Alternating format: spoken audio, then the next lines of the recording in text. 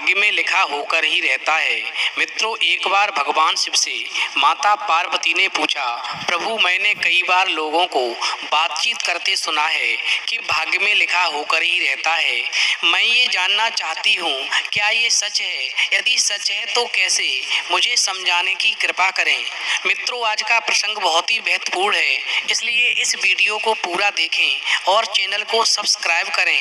तो आइए जानते हैं कि भाग्य में लिखा कैसे होकर रहता है। भगवान शिव कहते हैं, हे प्रिय, मैं तुम्हें एक कहानी सुनाता हूँ। इस कहानी को बड़े ही ध्यान से सुनना, फिर तुम्हारे प्रश्न का उत्तर तुम्हें निश्चित ही मिल जाएगा। देखिए, एक समय की बात है। एक बहुत ही ज्ञानी पंडित था। वह अपने एक बचपन के घनिष्ठ मित्र से मिलने के लिए किसी दूसरे गांव जा रहा था, जो कि बचपन से ही गूंगा व एक पैर से अपाहिज था। उसका गांव काफी दूर था और रास्ते में कई और छोटे छोटे गांव भी पड़ते थे। भगवान शिव कहते हैं, पार्वती, पंडित अपनी धुन में चला जा रहा था कि रास्ते में उसे एक आदमी मिल गया जो दिखने में बड़ा ही हष्ट-पुष्ट था। वह भी पंडित के साथ ही चलने लगा। पंडित ने सोचा कि चलो अच्छा ही है, साथ साथ चलने से रास्ता जल्दी कट जाएगा। वैसे भी मैं अकेला ही जा रहा था, एक से दो भले होते हैं। आराम से रास्ते भर बातें करते चले जाएंगे, जिससे रास्ता मालूम भी नहीं पड़ेगा कि कब गुजर गया। फिर पंडित ने उस आदमी से उसका नाम पूछा तो उस आदमी ने अपना नाम महाकाल बताया। पंडित को ये नाम बड़ा ही अजीब लगा, लेकिन उसने नाम के विषय में और कुछ पूछना उचित नहीं समझा। फिर दोनों धीरे धीरे चलते रहे। तभी रास्ता में एक गांव आया।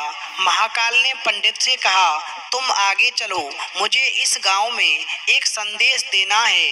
मैं तुमसे आगे मिलता हूँ। फिर महाकाल की बात सुनकर के पंडित ने कहा, ठीक है। और इस प्रकार वो पंडित अपनी धुन में चलता रहा। तभी एक भैंसे ने एक आदमी को मार दिया और जैसे ही भैंसे ने आदमी को मारा, लगभग तुरंत ही महाकाल वापस पंडित के पास पहुंच गया। फिर चलते चलते दोनों एक दूसरे गांव के बाहर पहुंचे, जहां पर एक छोटा सा मंदिर था। उस मंदिर पर ठहरने की व्यवस्था ठीक लग रही थी, क्योंकि पंडित के मित्र का गांव अभी काफी दूर था, साथ ही रात्रि होने वाली थी। सो पंडित ने कहा, रात्रि होने वाली है, पूरे दिन चले हैं, थकावट भी बहुत हो चुकी है, इसलिए ऐसा करते हैं, आज की रात हम दोनों इसी मंदिर में रुक जाते हैं। भूख भी लगी है, सो भोजन भी कर लेते हैं और थोड़ा विश्राम करके सुबह फिर से प्रस्थान करेंगे। भगवान शिव कहते हैं, पार्वती, इस प्रकार पंडित की बात को सुनकर के महाकाल ने जवाब दिया, ठीक है, यहीं पर तुम ठहर जाओ, लेकिन मुझे इस गांव में किसी को कुछ सामान देना है, सो मैं देकर के अभी आता हूँ। तब तक तुम भोजन कर लो, मैं बाद में खा लूंगा। और इतना कहकर के फिर वो महाकाल वहां से चला गया। लेकिन उसके जाते ही कुछ देर के बाद में उस गांव से धुआं उठना शुरू हुआ और धीरे धीरे पूरे गांव में आग लग गई। फिर तो ऐसा देख कर के पंडित को बहुत ही आश्चर्य हुआ। उसने मन ही मन में सोचा, ये महाकाल जहाँ भी जाता है वहाँ किसी ना किसी तरह की हानि क्यों हो जाती है, जरूर कुछ गड़बड़ है। लेकिन उसने महाकाल से रात्रि में इस बात का कोई जिक्र नहीं किया। और फिर सुबह होते ही दोनों ने फिर अपने गंतव्य की ओर चलना शुरू किया।